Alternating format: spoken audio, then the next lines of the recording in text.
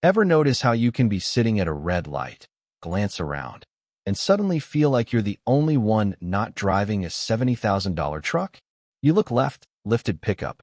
Right, brand new SUV. Behind you, another one with temporary tags still on it.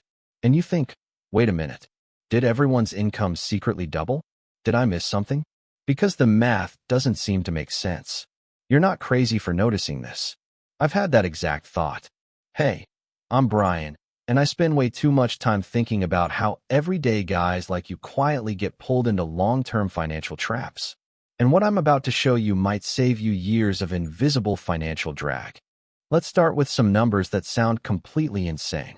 Right now, the average monthly car payment in America is about $730. $730 every single month. And that's just the average. For trucks and SUVs, you're looking at $850, $1,000, $1,200, even $1,500 a month in some cases. Let that sink in. That's not a mortgage. That's not private school tuition. That's just transportation. Over 80% of new vehicle sales are trucks and SUVs, the most expensive category on the lot. And Americans now owe more than $1.6 trillion in auto loan debt. Trillion. With AT. Now you might think, well, maybe incomes just went up. They didn't. Not at the same pace. Not even close. Delinquencies and repossessions are quietly rising again, month after month. So what's really happening here? How are ordinary guys driving vehicles that used to belong to executives?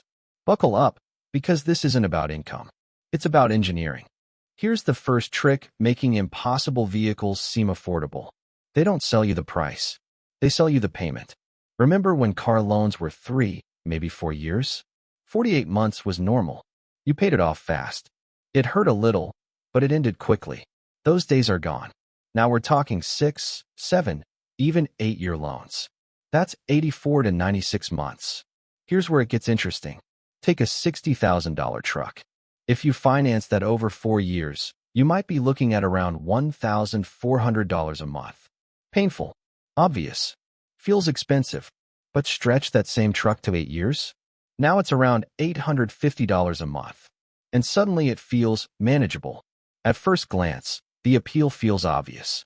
Lower payment. Less pressure. More room in the budget. But here's the math dealerships hope you never calculate. 4-year loan total paid. Roughly $67,000.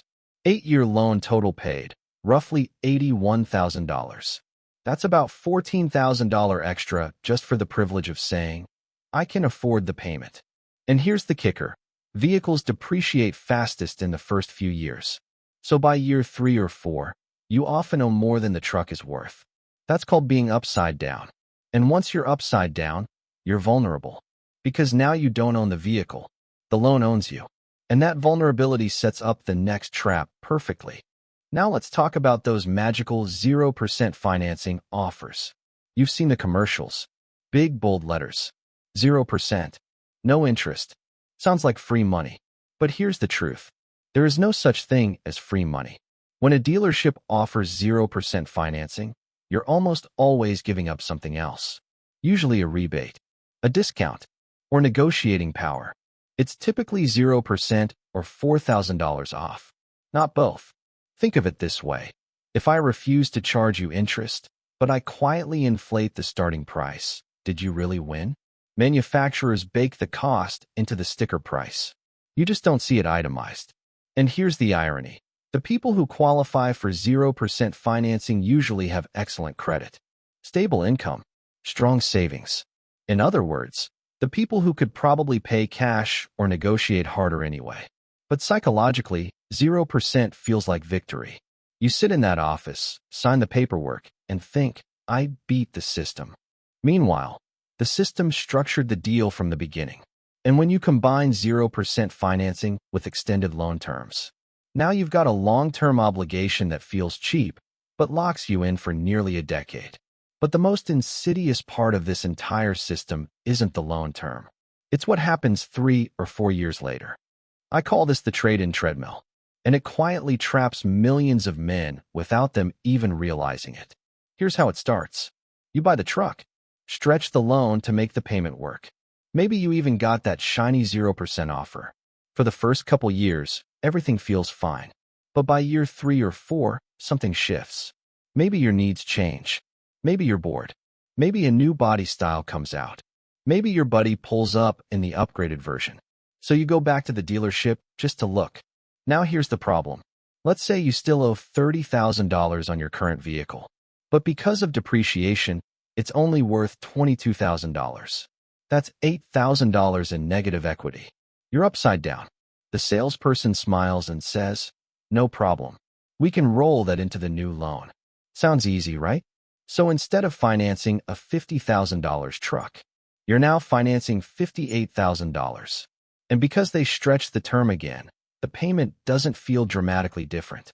Fast forward another 3 or 4 years. You're still carrying rolled over debt. Depreciation hits again. You're upside down again. Repeat. I've seen guys who have effectively paid for 2 or 3 vehicles they no longer even own because negative equity kept getting stacked, loan after loan. Why does the industry love this? Because it turns you into a repeat customer locked into a cycle. The dealership makes money on the sale, the financing, the trade-in, the next financing, year after year. And from your perspective, it feels like progress. New truck, new smell, new features. But in reality, you're mistaking movement for financial progress. You're running hard on a treadmill that goes nowhere. If you're new here and just subscribed, comment your name below. I read every comment and shout out new subscribers in my next video. I do appreciate you joining me on this finance journey. At this point, you might wonder, why do smart, capable men willingly step onto that treadmill? The real answer isn't math. It's psychology. Somewhere along the way, vehicles stopped being transportation and started becoming identity. Your truck isn't just a way to get to work.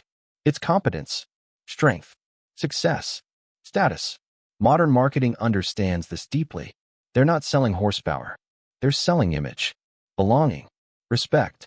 Watch the commercials. The truck isn't stuck in traffic. It's climbing mountains, pulling massive loads, conquering nature. Meanwhile, most of these trucks never face terrain tougher than a Costco parking lot. And here's the uncomfortable truth. This emotional manipulation works. Because after a long week, after years of grinding, it feels good to say, "I deserve this." You tell yourself the payment is manageable. You work hard. You're providing. You're not reckless. And I understand that feeling. But here's what almost nobody considers. When your identity gets tied to a vehicle, logic gets pushed to the back seat. And that's exactly where the industry wants it. Now let's talk about what these massive payments truly cost beyond the monthly number. Because the payment is only the beginning, not the full price. Let's walk through a real-world example. You finance a $60,000 truck. Over 7 years. With interest, you pay roughly $73,500 total on the loan. That's just the financing. Now add insurance. On a newer truck, that can easily average $250 a month. Over 7 years, that's about $21,000. Fuel. Let's say $350 a month between commuting and errands.